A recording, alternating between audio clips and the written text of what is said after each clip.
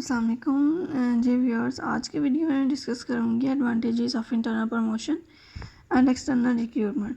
तो सबसे पहले हम देख लेते हैं कि अगर इंटरनल प्रमोशन करें हायर वैकेंसीज़ पर जो एग्जिस्टिंग एम्प्लॉयज़ हैं उनको, तो उसके क्या बेनिफिट्स होते हैं। Internal promotion can help to improve the morale and motivation of the workforce.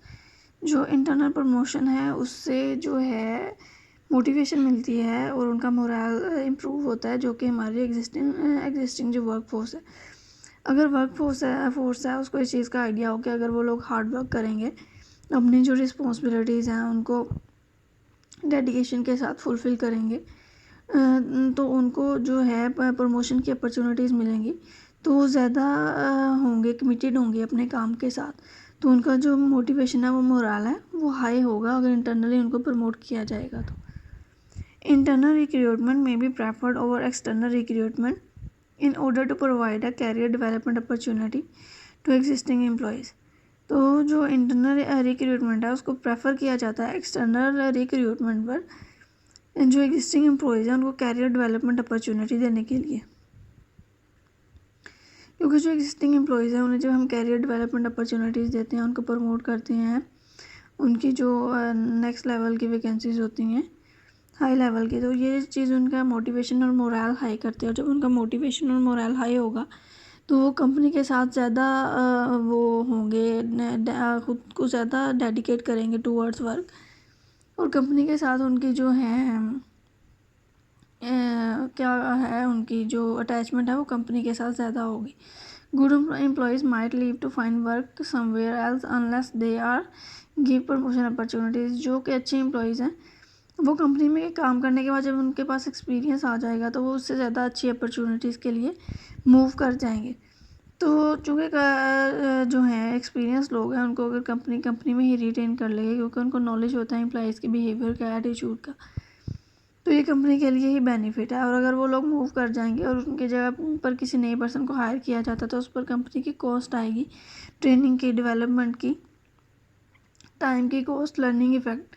तो इसलिए ये ज़्यादा बेनिफिशियल है, एडवांटेजेस है कि वो अपने एग्जिस्टिंग एम्प्लॉयज़ को ही प्रमोट कर दें।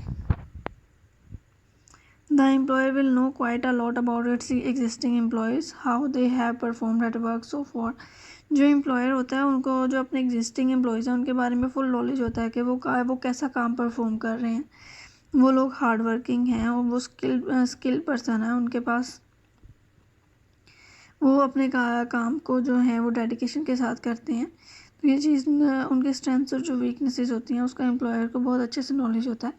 मेकिंग ये appointments internally may therefore be less risky than external appointment.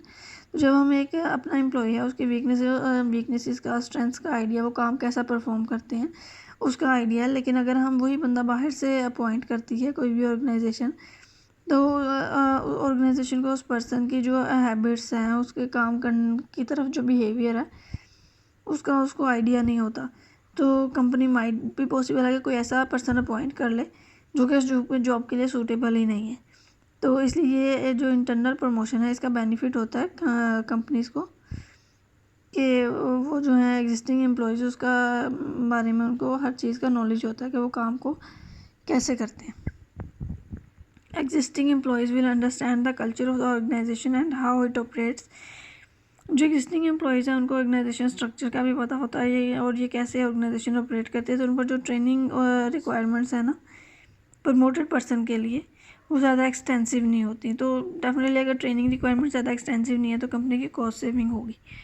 The employees may already know the people they will be working with if they are successful in getting the job.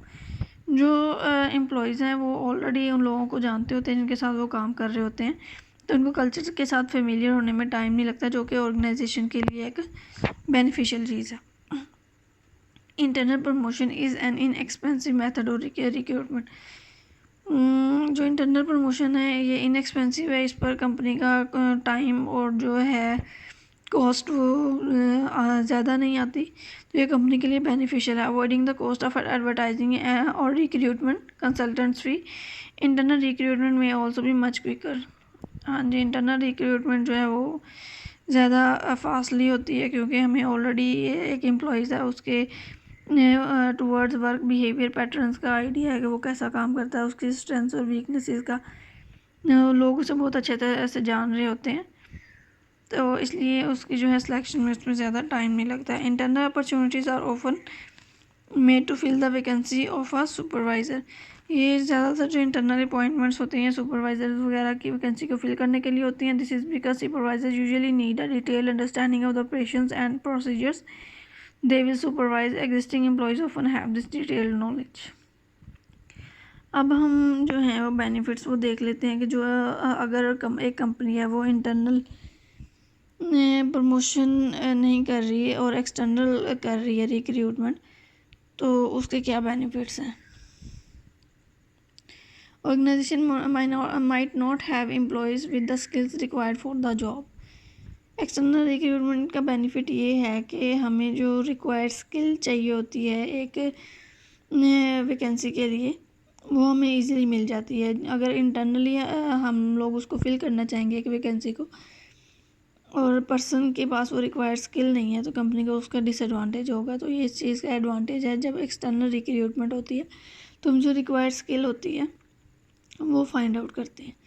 External recruitment may be desirable to introduce fresh thinking and new ideas into the organisation. Recruitment from other organizations will bring their knowledge and experience of work practice in those organizations.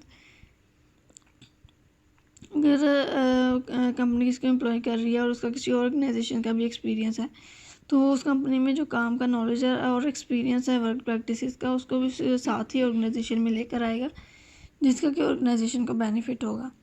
There may not be an existing employee who is the right person for the job. जी, तो जो job vacancy है उसके लिए हो सकता है ऐसा एम्प्लॉय एग्जिस्ट ही नहीं कर रहा जो कि राइट पर्सन है, तो फिर कंपनी एक्सटर्नल रिक्रूटमेंट की जाएगी। Appointments to senior management position for example are often made by external recruitment. There might be more vacancies than there are candidates to fill them by internal promotions. जो है vacancies हैं वो बहुत ज़्यादा लेकिन लोग इतने नहीं हैं ऑर्गेनाइजेशंस में कि उन वैकेंसीज़ को फिल किया जा सके प्रमोशन के थ्रू। तो जो है कंपनी उसके पास एक्सटर्नल रिक्रूटमेंट एक वे है कि वो इन वैकेंसीज़ को फिल कर सके। The vacancies may be for junior jobs that existing employees do not want to apply. जी, तो एक्सटर्नल जो रिक्रूटमेंट है उसकी एक रीज़न ये भी हो सकती है कि जो वैकेंसीज़ हैं वो जूनियर जॉब्स के लिए जिसके लिए जो एग्जिस्टिंग एम्प्लॉयज़ हैं वो अप्लाई ही नहीं करना चाहते। तो ये कुछ रीज़न्स और बेनिफिट्स हैं एक्सटर्नल रिक्रूटमेंट के। तो हमने डिस्कस किया कि जो इंटरनल प्रमोशन है उसके क्या बेनिफिट्स हैं, जो एक्सटर्नल रिक्रूटमेंट है उसके क्या बेनिफिट है। होपफुली आपको मेरी आज की वीडियो अच्छी लगी होगी, आपकी एक अच्छी अंडरस्टैंडिंग डेवलप हो गई होगी जो है इंटरनल प्रमोशन के एडवांटेजेस और एक्सटर्नल रिक्रूटमेंट की रीज़न एंड एडवांटेजेस से। अगर आपको मेरी वीडियो अच्छी लगी है तो मेरे चैनल को लाइक एंड सब्सक्राइब कर दीजिएगा। आपको इसी तरह की वीडियोस फ्यूचर में बिजनेस मैनेजमेंट एंड स्ट्रैटेजी से रिलेटेड मिलती रहेंगी। Thank you so much.